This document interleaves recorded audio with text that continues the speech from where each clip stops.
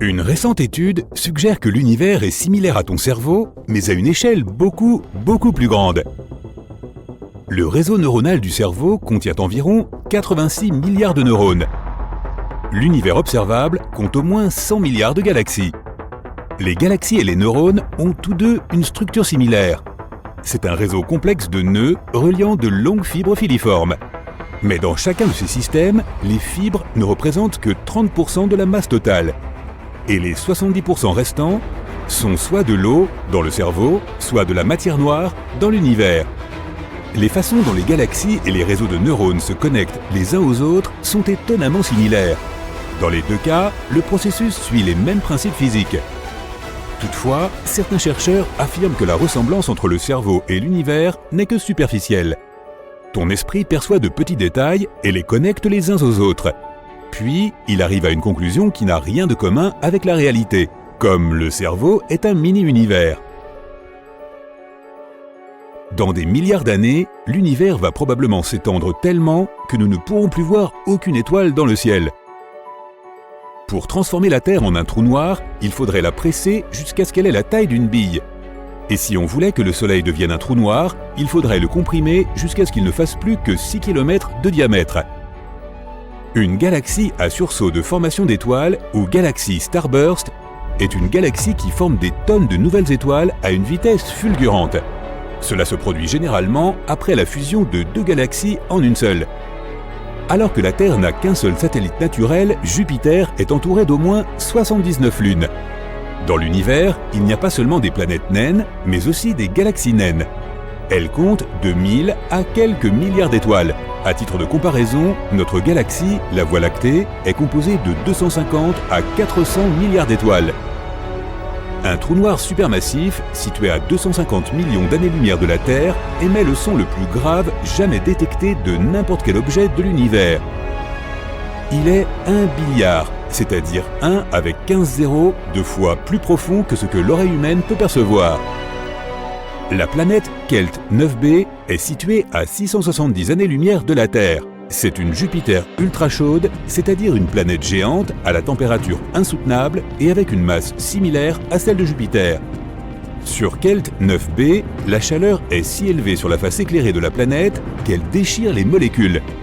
Tout liquide flottant dans l'espace se transforme en sphère. Cela se produit également en orbite terrestre basse. Notre galaxie d'origine, la Voie lactée, a plus de 105 000 années-lumière de diamètre. Toutes les planètes du système solaire pourraient tenir entre la Terre et la Lune avec un peu d'espace en réserve. Les trous noirs spaghettisent les objets. Cela arrive quand un objet dépasse le point de non-retour. La force gravitationnelle du trou noir commence alors à étirer cet objet dans une direction et à le comprimer dans une autre. Le premier corps céleste que les astronomes ont identifié comme étant une spirale est la galaxie Whirlpool. Ses longs bras sont faits de gaz et d'étoiles, et le tout est saupoudré de fine poussière spatiale. Quand tu es sur Terre, tu ne peux voir que 5% de l'univers. Une étoile qui s'approche trop près d'un trou noir peut être déchirée par sa force gravitationnelle. WASP 12b est une planète géante située à 1400 années-lumière de la Terre. Elle est principalement composée de gaz. Malheureusement, la planète est condamnée. Elle orbite trop près de son étoile mère. Dans environ 10 millions d'années, WASP 12b sera avalée par son Soleil à vide. Notre galaxie, la Voie lactée, et la galaxie d'Andromède, sa voisine la plus proche, vont se rencontrer dans un peu moins de 4 milliards d'années. Lorsqu'elles se heurteront, elles formeront une énorme galaxie elliptique. Une des plus petites lunes de Saturne, Encelade, reflète presque 90% de la lumière du Soleil. Cela fait de cette lune l'un des objets les plus brillants du système solaire.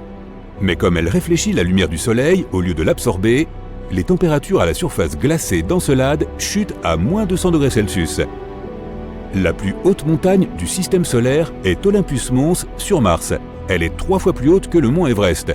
Si tu te trouvais au sommet d'Olympus Mons, ces pentes seraient cachées par la courbure de la planète. Dans notre système solaire, Mercure et Vénus sont les deux seules planètes sans lune. Les scientifiques qui prévoient d'envoyer des robots sur Mars veulent charger les machines avec beaucoup de matériel lourd. Les robots seront également construits avec des matériaux plus résistants. Tout cela à cause de la gravité relativement faible de la planète rouge. Tout ce qui se trouve sur Mars est presque 3 fois plus léger que sur la Terre. La plus grande lune de Pluton fait la moitié de la taille de la planète naine elle-même. Cela fait de Charon, c'est le nom de cette lune, le plus grand satellite connu par rapport à la taille de sa planète mère. Il y a des balles de golf sur la Lune. Elles ont été lancées lors de la mission Apollo 14. Les mathématiciens affirment que des trous blancs pourraient exister, même si les scientifiques n'en ont pas encore trouvé. Si tu tombais sur un trou blanc, tu ne pourrais pas y entrer de l'extérieur, mais tu verrais la lumière et la matière s'échapper de l'intérieur.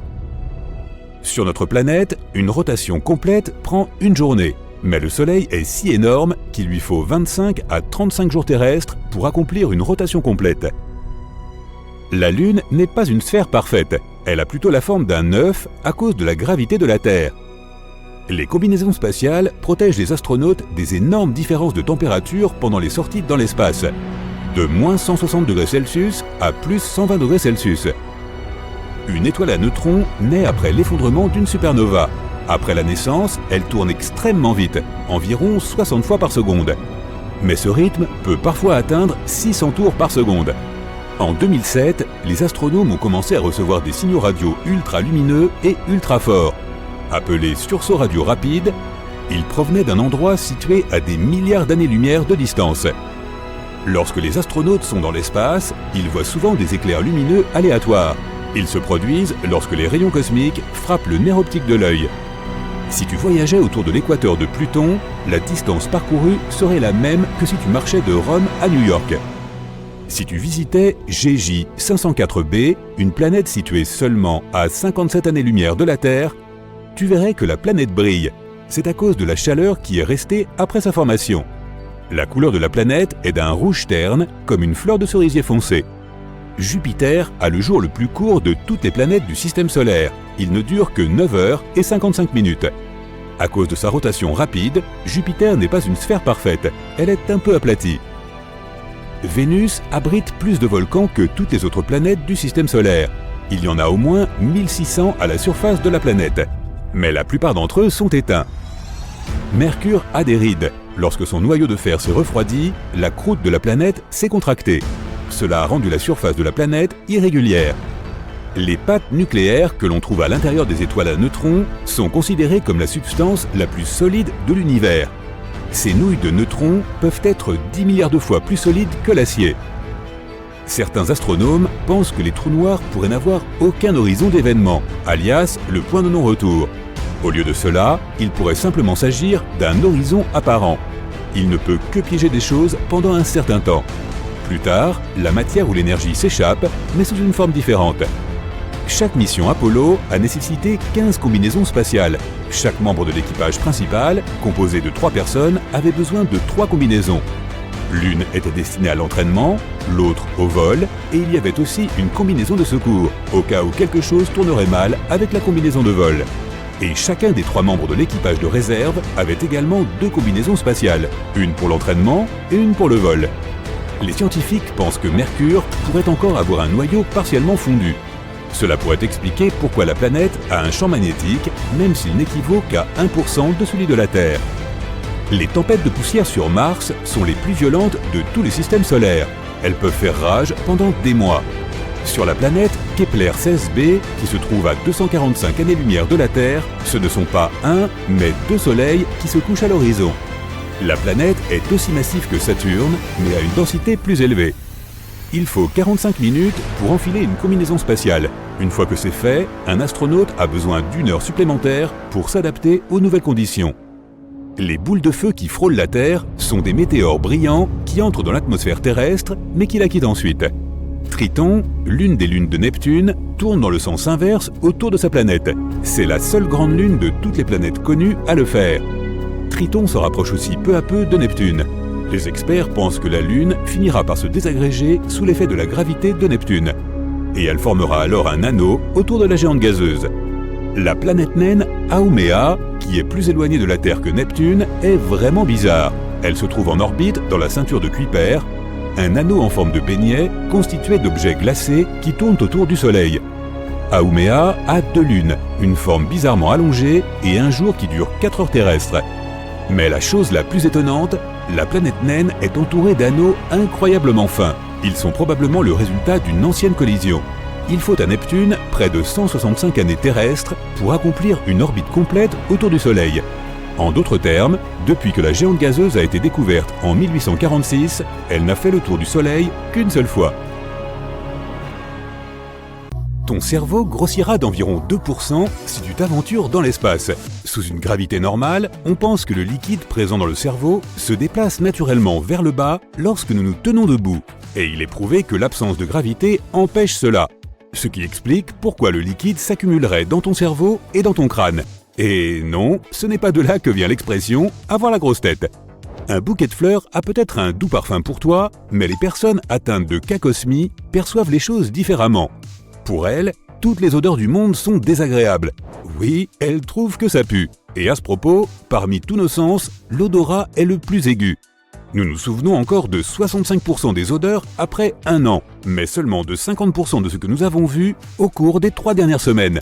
Nous avons également un nouveau-né tous les 28 jours, car ces cellules se renouvellent toutes les 4 semaines. Nous ne sentons pas quand nous dormons. Enfin, sauf si, bien sûr, on ne s'est pas lavé depuis un moment. Ton odorat se met en veilleuse quand tu dors. C'est pourquoi il est presque impossible de remarquer une fuite de gaz la nuit. Pendant notre sommeil, il n'y a que les bruits qui pourront nous sauver, car notre ouïe continue de travailler. Près de la moitié de tes papilles gustatives auront disparu lorsque tu auras 60 ans. Tu te mettras peut-être enfin à manger des brocolis. Ton odorat perd également de son acuité avec l'âge. Pour ce qui est du goût, là encore, nous nous fions surtout à notre odorat, car il nous aide à percevoir jusqu'à 95% des saveurs. Sans l'odorat, il serait difficile de distinguer une pomme d'un navet. Lorsque tu tousses, tu expulses de l'air à environ 100 km/h. Fais attention à la limite de vitesse. Le hoquet est un processus en 2 étapes. D'abord, tu inspires beaucoup d'air à cause d'un spasme musculaire et ensuite, vlan. Tes voies respiratoires se ferment, l'air est bloqué et ce bruit qu'on connaît tous se fait entendre. Nous avons besoin de nos oreilles non seulement pour entendre, mais aussi pour notre équilibre. Notre système vestibulaire est situé dans l'oreille interne. Des canaux y contiennent du liquide et de minuscules capteurs qui t'aident à garder l'équilibre. Au fait, les oreilles possèdent des os, et ce sont les seuls qui ne grandissent jamais. C'est grâce à eux que nous entendons, car ils transmettent les vibrations sonores. Les médecins appellent ça la chaîne ossiculaire. Elle se compose du malleus, de l'incus et du stapes, également connus sous le nom de marteau, enclume et étrier. Et ils font partie intégrante de l'oreille moyenne. Nos oreilles continuent de grandir tout au long de notre vie. Elles transpirent aussi, et le cérumen est en réalité la sueur qu'elles produisent. Au fait, notre nez non plus ne cesse jamais de grandir, peut-être à cause de tous ces mensonges. Le cœur est le seul muscle qui ne se fatigue jamais. L'aorte est massive, son diamètre est presque équivalent à celui d'un tuyau d'arrosage de jardin. Tous les os de notre corps sont reliés les uns aux autres, sauf l'hyoïde, qui ne s'articule pas aux autres os. Cet os sert de support à ta langue, et c'est l'un des plus rarement cassés. Si tu as les yeux rouges sur une photo, c'est la faute de la lumière qui rebondit. Le flash se réfléchit sur les capillaires de ta rétine, créant ainsi cet effet. Parlons encore un peu des yeux. L'appareil photo le plus performant possède 200 mégapixels. Un œil humain en a 576. C'est pourquoi les couchers de soleil sont tellement plus beaux en vrai que sur les photos. Les montagnes russes font réellement bouger tes organes. Quand tu as l'impression que ton estomac tombe, c'est qu'il est vraiment en train d'être balancé à l'intérieur de ton corps. Les lèvres sont beaucoup plus sensibles que les doigts, car elles possèdent environ 1 million de terminaisons nerveuses. Elles sont 100 fois plus sensibles que le bout des doigts. Les rainures et les sillons de nos lèvres rendent leur empreinte unique, tout comme nos doigts, et elles ne changent pas tout au long de notre vie. L'empreinte de notre langue est elle aussi unique d'ailleurs. Tous les habitants de la Terre ont une odeur qui leur est propre, mais les vrais jumeaux ont exactement la même. Cela doit être parce qu'ils ont des gènes identiques. Habituellement, nous perdons environ 50 à 150 cheveux par jour. La durée de vie moyenne d'un cheveu est de 5 ans, et dès qu'un vieux cheveu dit au revoir à ton cuir chevelu, un nouveau commence à pousser immédiatement. Dans ton corps, tu transportes assez de bactéries pour remplir une boîte de conserve. Tu as environ 1,5 à 2 kg de bactéries en toi, soit 2% de ton poids total. Mais la plupart sont des déchets de notre corps. Un être humain possède entre 20 000 et 25 000 gènes. Plutôt impressionnant, pas vrai? Eh bien, les cornflakes en ont plus que nous. Heureusement, c'est une question de sophistication, pas de quantité. Quoi qu'il en soit, cornflakes 1, humain 0. Nous sommes constitués de nombreux éléments chimiques, dont le fer. Le fer que possède notre corps serait suffisant pour produire 3 clous, chacun d'une longueur de 2,5 cm. Le carbone que nous avons pourrait servir à faire 900 crayons. On utilise nos plumes pour faire des stylos. Ah non, ça, ce sont les oiseaux. Quel distrait je fais! Notre foie a le super pouvoir de se régénérer s'il en manque un bout. Il peut repousser et atteindre la taille nécessaire à ton corps. La graisse aide notre corps à assimiler les vitamines. Les vitamines A, D, K et E ne peuvent être correctement absorbées que si elles sont dissoutes dans la graisse. Notre corps possède suffisamment de graisse pour produire 7 barres de savon. N'essaie pas d'en fabriquer chez toi.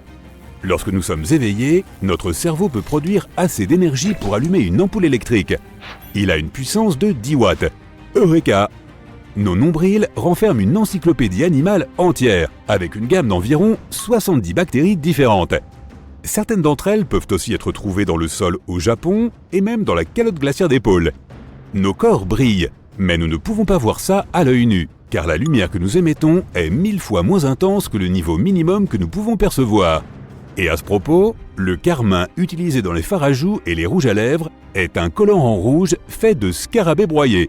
Burk! Notre salive nous aide à percevoir le goût des aliments. Nos papilles gustatives ne se mettent au travail que lorsque ceux-ci sont dissous. Un cil a une durée de vie de seulement 150 jours. Le cil le plus long du monde mesurait environ 10 cm. Ils sont aussi le refuge de minuscules acariens. Nous clignons des yeux environ 4 200 000 fois par an. Au moins une fois toutes les 8 secondes. Ce serait cool si on nous donnait 1 centime à chaque fois. Nous gagnerions plus de 100 € par jour. Cela peut sembler fou, mais nos os sont plus solides que beaucoup de matériaux de construction. 16 cm3 d'os humain peuvent supporter environ 8600 kg, ce qui est 4 fois plus résistant que le béton. La seule chose qui rend notre groupe sanguin différent est le sucre. Les groupes A, B et AB contiennent des sucres, tandis que le groupe O n'en contient pas. Et ces donneurs sont universels. L'absence de sucre ne rend pas le sang du groupe O moins doux. En fait, il attire encore plus les moustiques que les autres groupes sanguins. Les gens n'ont que 8 groupes sanguins, alors que les vaches en ont 800 et peut-être même plus. Me positif et me négatif par exemple. Les ongles de nos doigts poussent beaucoup plus vite que ceux de nos orteils. Ces derniers poussent presque 4 fois moins vite car ils s'abîment moins que les ongles des mains. Même si nous les cognons souvent, les bleus qui s'y forment ne durent généralement pas longtemps. Les ongles ne nous aident pas seulement à attraper de petites choses et à décoller des autocollants. Si tu n'avais pas cette structure rigide contre laquelle appuyer, tu ne serais pas capable de juger de la fermeté avec laquelle tu dois tenir les objets. Très peu de personnes peuvent réellement digérer le lait. Le truc, c'est qu'il y a une enzyme spéciale, appelons-la une petite assistante, qui décompose les sucres que contient le lait. En grandissant, nous perdons cette enzyme. Ce sucre s'appelle le lactose, et les adultes qui ne peuvent pas le digérer sont dits intolérants au lactose. En fait, 68% de la population mondiale ne peut pas digérer le lait. Quand tu dors, tout ton corps ne se repose pas pour autant. En réalité, ton cerveau doit parfois travailler encore plus dur. Il doit traiter des tonnes d'informations et taper les rapports prend généralement beaucoup de temps. Les humains ne peuvent pas faire plusieurs choses à la fois. Nous avons besoin de temps pour passer d'une tâche à une autre, et si nous essayons de nous attaquer à plusieurs choses en même temps, on ne sera pas très productif. Et c'est ça, lève ton pied droit et fais-le tourner dans le sens des aiguilles d'une montre. Essaie maintenant d'écrire le chiffre 6 avec ton gros orteil en l'air. Ensuite, vérifie la direction dans laquelle ton pied se déplace. Il bouge dans la direction opposée, car pour écrire le chiffre 6, tu dois faire un mouvement dans le sens inverse des aiguilles d'une montre. Une nouvelle habitude prend pas mal de temps à se mettre en place. Il n'est pas vrai à 100% que 18 ou 21 jours suffisent, comme beaucoup de gens le pensent. L'acquisition d'une nouvelle habitude peut prendre jusqu'à 254 jours, mais en moyenne, il faut environ 66 jours pour qu'une chose devienne automatique. Lorsque tu veux dire quelque chose, ton cerveau envoie un signal à tes poumons, ta bouche et ta langue. En un instant, tu prononces le mot. La lumière se reflète sur les objets, tes yeux la traduisent en impulsions électriques et ton cerveau comprend ce que tu vois. Parler, bouger, voir, respirer, tout se résume à un transfert de signaux qui se produit dans ton corps en une fraction de seconde. Imagine maintenant que tu n'es pas 2, mais 16 milliards d'yeux, de mains et de pieds. Ton propre corps n'a pas changé, mais ton cerveau reçoit aussi des informations de 8 milliards d'autres personnes sur la planète. Ce n'est pas ton cerveau ni ton esprit. Tous ces corps sont contrôlés par un seul cerveau commun. Cette hypothèse ne relève pas autant de la science-fiction qu'elle en a l'air. L'intelligence collective existe déjà dans la nature. Les colonies d'abeilles et de fourmis ont la capacité unique de fonctionner comme un seul organisme. Une colonie d'insectes ressemble à un cerveau fonctionnel, où chaque individu qui la compose est comme un neurone. Que se passerait-il si l'évolution ne créait plus les humains en tant qu'êtres indépendants, avec leurs pensées personnelles connues de seuls, sauf lorsqu'ils décident de les partager? Mettons que nous soyons tous une grande colonie avec un seul cerveau partagé. Mais pour pimenter la chose, nous supposerons que tu ne fais pas partie de ce cerveau unifié. Tu es un voyageur de l'espace et tu viens d'arriver sur Terre. La forme de vie dominante est l'être humain. La première chose qui te frappe est la communication. Tu parles à un jeune homme dans la rue. « Nous vivons ici », dit-il, et il s'éloigne brusquement. Dans la paix et le calme. Reprends une femme à vélo qui passe devant toi en trombe. « Tous les gens ici », dit un ouvrier du bâtiment en criant depuis le toit d'un bâtiment voisin. « Travaille pour le bien commun », finit une dame âgée depuis son appartement. Tu communiques simultanément avec tous ces gens comme avec un seul individu. Si quelqu'un entame une conversation avec toi ici dans la ville, n'importe quelle personne à l'autre bout de la planète peut poursuivre le dialogue. Les 8 milliards de personnes sur Terre savent de quoi tu parles en ce moment et savent à quoi tu ressembles. En tant qu'organisme unique, la population mondiale entière est consciente de tout ce qui se passe à tout moment. Nul besoin de téléphone. Tu n'as pas besoin d'appeler pour prendre des nouvelles d'un ami ou d'un proche. Tu sais comment ils vont et ils savent comment tu vas. Personne ne peut pas faire quoi que ce soit en cachette. C'est comme si ton petit doigt de pied décidait de vivre une vie indépendante. Tu le saurais immédiatement. Tu ne peux pas prévoir de prendre quelque chose sans demander la permission ou faire du tort à quelqu'un. Cette personne partage tes pensées. Tu ne peux plus surprendre quelqu'un avec un cadeau. Il le sait déjà. Il était dans ta tête quand tu l'as acheté. Dans la vie ordinaire, chaque personne a son propre monde intérieur, ses secrets, ses mystères. Plus maintenant. Ici, tout le monde sait tout sur les uns et les autres, car nous sommes à la fois les uns les autres. Les gens font les mêmes rêves, personne ne cache rien, les mensonges n'existent plus. Pour un organisme aussi énorme, formé de milliards de personnes, il n'y a qu'un seul objectif. La prospérité du collectif. Les gens ne construisent pas de monuments à leur propre gloire. Ils ne se concurrencent pas avec des centaines de marques différentes de voitures, de téléphones, d'accessoires ou de vêtements. Tout le monde vit comme des abeilles dans une ruche. Beaucoup de maisons et de bâtiments sont totalement identiques, par souci d'efficacité. Mais certains sont de véritables œuvres d'art. Une belle architecture et des villes très développées sont comme des décorations pour cet esprit global. Chaque habitant sait exactement quelles sont ses fonctions. Cette personne utilise une voiture pour livrer des marchandises. Une autre se rend à pied à son bureau tous les jours. D'autres utilisent des avions et des bateaux pour faire leur travail. Il existe des millions de tâches différentes et aucune d'entre elles n'est inutile. Si le cerveau unique veut un château, les individus le construisent. Si le cerveau a besoin d'un vaisseau spatial, il le crée. De nombreux habitants travaillent dans une centrale électrique ou une usine alimentaire pour que tout le monde ait tout ce qu'il faut afin de mener une vie normale et confortable. Il n'y a pas besoin de journaux ou d'annonces officielles. Si les scientifiques font une découverte, chaque personne sur la planète le saura instantanément. Beaucoup d'emplois consistent à garder un œil sur la planète et l'atmosphère pour éviter qu'elle ne soit endommagée, et ce, uniquement pour le bien de l'entité commune. Si ne serait-ce qu'un seul des individus ne va pas bien, toute personne à proximité fera tout son possible pour l'aider. C'est comme si l'un de tes doigts était faible ou blessé. Ta main ne pourrait pas fonctionner à 100%. Encore une fois, l'unité a besoin d'individus forts et en bonne santé. Mais il n'y a pas que le travail et les affaires. Tout cerveau aime se détendre, alors les gens organisent des fêtes à l'échelle planétaire. Il y a aussi des divertissements, mais pas du genre auquel tu es habitué. Personne ne produit de films ou de séries, il n'y a pas d'acteurs ou de stars glamour.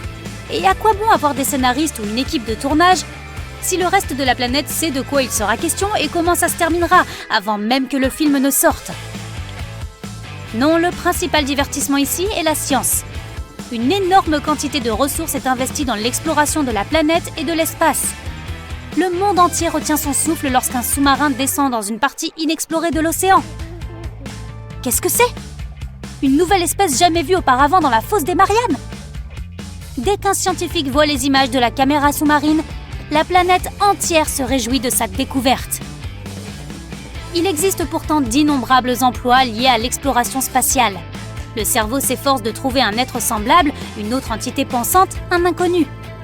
L'amélioration et la préservation des villes et de la nature sont des priorités absolues pour que les gens puissent travailler et étudier confortablement. Si tu travailles sur un livre ou un article scientifique, il est beaucoup plus facile de le faire dans un endroit propre, avec un accès à la nourriture et à l'eau. Lorsque toi, le visiteur, tu es arrivé sur cette terre, tu as reçu l'accueil le plus généreux. Tu es le deuxième esprit de ce monde et tu es très intéressant pour des milliards de personnes. Mais notre esprit collectif souffre d'un problème bien particulier. Le cerveau d'une personne ordinaire n'est pas parfait. Tu connais ce sentiment lorsque tu doutes de toi ou que tu n'arrives pas à prendre la bonne décision? Une partie de toi veut quitter un travail que tu n'aimes pas et l'autre partie te persuade de ne pas le faire. Tu fais constamment des allers-retours avec ton esprit, perdu dans tes propres pensées. Cela peut te distraire de ton travail et t'empêcher de dormir la nuit. Ici, ces doutes sont projetés sur des milliards d'individus et des conflits surgissent entre eux. Peut-être que l'ouvrier sur le toit préférerait contrôler ce sous-marin qui explore les profondeurs de l'océan. Certes, on a besoin de tout le monde, et ce que fait chacun est tout aussi important. Mais nous avons tous des préférences, n'est-ce pas? L'esprit collectif peut s'énerver, se sentir épuisé ou être désespéré. Nous restons humains après tout. Lorsque cela se produit, la population ralentit. Le cerveau est léthargique, la production traîne. C'est comme si le monde entier était dans le brouillard. Mais tôt ou tard, ce sentiment disparaît et le cerveau collectif est de nouveau de bonne humeur. Les abeilles reprennent leur routine habituelle. Le progrès continue. Chaque année, l'organisme s'agrandit. De plus en plus de personnes naissent. À l'avenir, l'espace et les ressources pourraient ne plus suffire. C'est pourquoi établir un camp sur une autre planète est une priorité croissante. Les premiers vaisseaux ont déjà été construits. Ils enverront des centaines de milliers de personnes sur la planète rouge. Dès que cela se produira, les horizons du cerveau s'élargiront. Les personnes encore sur Terre sauront tout ce qui se passe sur Mars. Tu vis sur cette Terre depuis de nombreuses années et tu documentes ce que tu vois. Cet être humain étrange mais très efficace. Mais tu as aussi remarqué que de mystérieuses créatures vivent ici. Elles n'apparaissent que la nuit, vivent profondément sous terre et ressemblent au reste des humains. Mais le plus étrange est que les 8 milliards de personnes, malgré leur intelligence collective, ne remarquent pas ces habitants. Tu réalises bientôt que ces créatures sont le subconscient. Elles se cachent quelque part dans les profondeurs, mais en même temps, elles contrôlent tous ceux qui vivent à la surface. Comme dans le cerveau humain ordinaire, le subconscient est ici un mystère. Il affecte les émotions et le psychisme de chaque individu. Il pourrait même être à l'origine des rêves collectifs que tout le monde fait, des peurs les plus profondes de cette espèce, de leurs inquiétudes unifiées. L'esprit unique pourrait ne pas être capable d'expliquer pourquoi il se sent si brumeux et anxieux parfois. C'est le subconscient qui tire les ficelles. Et il contrôle le comportement. Chaque souvenir que le cerveau crée, toutes les informations qu'il absorbe, vont à ceux qui sont en dessous. Ils utilisent ces informations pour protéger l'espèce. Tu as déjà eu l'intuition que tu prends la mauvaise décision? Probablement parce que tu as déjà rencontré une situation similaire et que tu n'en as pas tiré de leçon. Tu ne t'en souviens pas, mais ton subconscient s'en souvient et il essaie de t'orienter dans la bonne direction. Tout cela, au-dessus et en dessous, préserve l'espèce. On dirait que l'être humain s'en sortira très bien. Malgré toutes nos différences, nous avons une chose en commun. En effet, nous nous sentons tous vivants et percevons activement le présent à ce moment précis. Mais voilà le hic, mes amis. Notre sentiment du maintenant est en fait un peu retardé. Il faut environ une demi-seconde à notre cerveau pour traduire les informations dans notre conscience. Si l'on y réfléchit bien, techniquement, l'avenir est déjà là, mais nous ne nous en rendons pas compte immédiatement. Et ce n'est pas tout. Chacun de nos sens perçoit les informations à sa manière et à son rythme, et notre cerveau doit donc en ralentir certains afin que nous ayons une impression homogène du présent. C'est comme s'il fabriquait un monstre de Frankenstein d'informations sensorielles en temps réel, qui plus est en faisant en sorte que ce « soit joli ». Mais c'est là que les choses deviennent vraiment folles. Des chercheurs ont découvert qu'il était possible d'altérer cette perception. Lorsque qu'on supprime ce retard, notre cerveau s'embrouille et nous donne l'impression que l'effet se produit avant la cause. Comme si vous perceviez le son de la sonnette avant d'avoir appuyé sur le bouton. Bizarre, pas vrai? Pourquoi notre cerveau se laisse-t-il si facilement berner? Eh bien, c'est parce que notre conscience a pas mal de choses à faire. Nous devons traduire le monde qui nous entoure, réfléchir à ce qui pourrait se produire dans un avenir proche et déterminer la marche à suivre. Tout cela prend du temps, ce qui n'est pas idéal quand on est confronté à un danger imminent. Imaginez qu'un animal sauvage et dangereux se jette sur vous.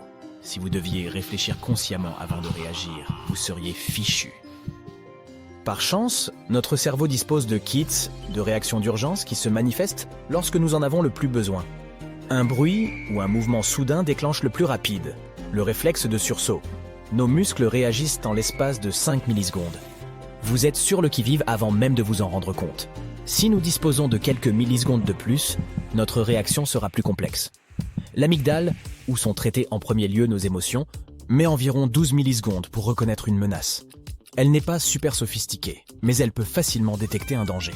En fait, certaines de nos meilleures actions sont réalisées sans prise de décision consciente. Tout ce que nous faisons en moins d'une demi-seconde, comme taper dans une balle ou capter le regard de quelqu'un, est fait automatiquement. Ainsi, bien que notre esprit conscient soit excellent pour la stratégie à long terme, nous n'avons pas toujours besoin de lui. Mais venons-en à la vraie question. Nous avons des pensées de toutes sortes. Chacun en fait l'expérience chaque jour. Faire un choix difficile en matière de carrière ou d'éducation demande beaucoup plus de réflexion que de choisir la garniture de sa glace. Mais vous êtes-vous déjà demandé quelle était la vitesse de la pensée ? Avons-nous besoin d'une Ferrari pour suivre notre cerveau ? Ou pouvons-nous nous contenter d'une bicyclette ? Des scientifiques se sont attaqués à cette question épineuse en mesurant la vitesse à laquelle nous prenons conscience des informations que nous recueillons par l'intermédiaire de nos sens. Apparemment, nous pouvons détecter des stimuli qui ne durent que 50 millisecondes, soit environ un vingtième de seconde. Pour étudier la question, prenons comme référence le sprinter qui réagit au coup de feu du départ. Cette réaction est fulgurante. Elle ne prend qu'environ 150 millisecondes.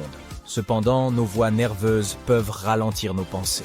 Autrefois, les scientifiques estimaient que les informations voyagèrent sur nos nerfs à la vitesse de 35 mètres par seconde. Mais grâce aux instruments modernes, nous savons aujourd'hui que sur certains nerfs isolés, l'information peut se déplacer à une vitesse de 120 mètres par seconde. Seules les voitures les plus rapides au monde peuvent égaler cette incroyable prouesse. En d'autres termes, la pensée est plutôt rapide. Mais détendez-vous. Vous n'avez pas besoin de vous entraîner comme un athlète olympique pour suivre votre cerveau. Vous êtes-vous déjà demandé combien de pensées vous avez en une seule journée ? Cette question compte aussi comme une pensée. Mais attention, c'est plus que vous ne le croyez. Entre le moment où vous vous réveillez et celui où vous vous endormez, et peut-être même après, votre cerveau produit des pensées en permanence. Certaines de ces pensées sont simples, comme « je dois faire la lessive » ou « il faut que j'appelle ma mère ». D'autres sont plus complexes, comme « quel est le sens de la vie » ou « qu'est-ce que l'amour ». Croyez-le ou non, une étude menée en 2020 a révélé que nous avons en moyenne plus de 6000 pensées par jour. Ça fait beaucoup. Les chercheurs se sont servis de scanners cérébraux afin de déterminer le moment où de nouvelles pensées apparaissaient pendant que les participants se reposaient ou regardaient un film.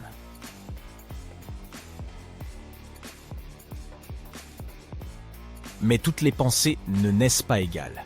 Certaines peuvent nous rendre heureux et enthousiastes, d'autres nous déprimer ou nous inquiéter. La plupart des gens ont du mal à se défaire de leurs pensées négatives. Par ailleurs, saviez-vous que votre personnalité peut influer sur le nombre de vos pensées ? Les personnes nerveuses ont tendance à avoir plus de pensées que les personnes calmes. Mais ne vous inquiétez pas, avoir un cerveau bruyant ne signifie pas forcément que quelque chose ne va pas chez vous. Parfois, notre cerveau peut même produire des pensées intrusives qui nous dérangent ou nous bouleversent. Il est naturel d'avoir ce genre de pensées de temps en temps, mais si elles sont fréquentes et perturbent votre quotidien, il peut être utile d'en parler à un professionnel. D'où viennent donc toutes ces pensées ? Les cellules nerveuses de notre cerveau, ou neurones, sont chargées de communiquer avec d'autres cellules en générant des neurotransmetteurs. Cela déclenche une réaction en chaîne. Et c'est ainsi que naissent nos pensées. Mais est-il possible de changer ses propres pensées ? Bien sûr. Des techniques telles que la méthode de pleine conscience et l'assistance d'un spécialiste peuvent nous aider à éliminer les pensées indésirables et à retrouver un état d'esprit plus serein. Notre cerveau fonctionne un peu comme nos muscles moteurs. Nous pouvons l'entraîner pour améliorer notre vie, dans une certaine mesure. En somme, ce n'est pas le nombre de pensées qui compte, mais la façon dont elles nous affectent et ceux qui en découlent. Et puisqu'on parle des choses bizarres que le cerveau peut faire, une nouvelle époustouflante vient de surprendre la communauté scientifique. Des chercheurs ont découvert d'étranges ondes cérébrales chez les pieuvres. Oui, vous avez bien entendu. Ces créatures à 8 bras émettent un type d'onde que nous n'avions jamais rencontré dans le règne animal. Je parie que vous êtes en train d'imaginer des poulpes dans un laboratoire, coiffés de petits bonnets de douche à électrodes. Je vais vous expliquer comment cette découverte a été faite. Des scientifiques ont attaché de minuscules électrodes sur le cerveau de pieuvres en liberté afin de se faire une idée de leur processus de pensée. Ce projet étonnant a permis d'enregistrer pour la première fois les ondes cérébrales de ces animaux, et les résultats sont stupéfiants. Ils ont découvert que certaines de ces ondes ressemblèrent beaucoup à celles que l'on trouve dans le centre de la mémoire humaine. Cela suggère que nous pourrions nous trouver devant un cas de convergence évolutive. De quoi s'agit-il ? C'est lorsque deux animaux différents présentent des traits similaires, bien qu'ils n'aient pas d'ancêtres communs récents. Un autre exemple de convergence évolutive est celui des dauphins et des chauves-souris. Ils utilisent tous deux les sons pour se repérer dans l'espace, bien que leurs environnements soient extrêmement différents. Les pieuvres fascinent les scientifiques et le public en général. Elles possèdent une mémoire remarquable, une faculté de camouflage absolument époustouflante. On sait qu'elles utilisent des objets pour résoudre des problèmes, et même qu'elles rêvent. Oui, vous avez bien entendu. Ces ondulations de couleurs que l'on peut voir sur leur peau lorsqu'elles dorment nous suggèrent qu'elles rêvent peut-être comme nous. Cependant, les pieuvres sont très difficiles à étudier. Comme elles peuvent atteindre toutes les parties de leur corps avec leurs tentacules, elles n'ont aucun mal à retirer le matériel de suivi que les scientifiques placent sur elles pour les étudier.